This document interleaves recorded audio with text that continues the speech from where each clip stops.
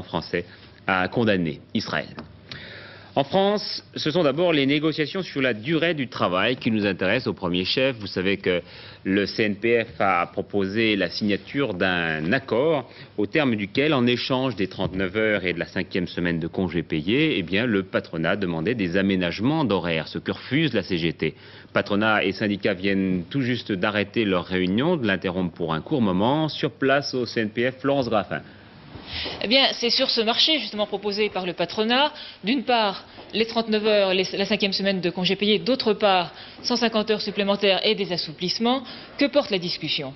Dans l'ensemble, le patronat pousse pour que les points qui l'intéressent, les 150 heures supplémentaires, les mesures d'assouplissement, soient repris en détail dans le texte qui est proposé aujourd'hui.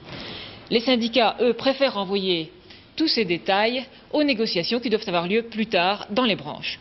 Tout à l'heure, la CFDT a proposé plusieurs points qui semblent recueillir l'adhésion des autres syndicats.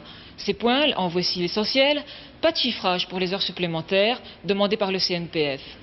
Que l'abaissement à 39 heures légales n'empêche pas d'aller plus bas dans les discussions par branche. Et puis, un minimum de contrôle par les syndicats des aménagements demandés par le CNPF.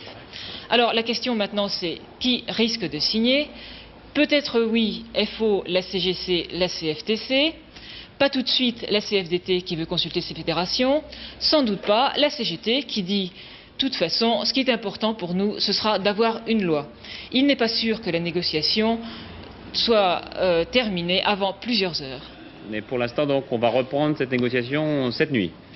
Cette négociation va sans doute s'arrêter pour une interruption de séance pendant le dîner. Elle reprendra à 9h30 pour encore peut-être jusqu'à minuit.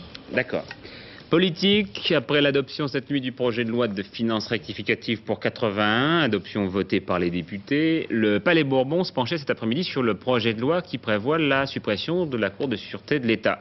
Les députés l'ont adopté tout à l'heure à main levée après les brillants plaidoyers, si l'on peut dire, de deux avocats de profession, Robert Badinter et Gisèle Halimi. Paul Lefebvre ouvre ce dossier. Montesquieu n'aurait peut-être pas renié la formule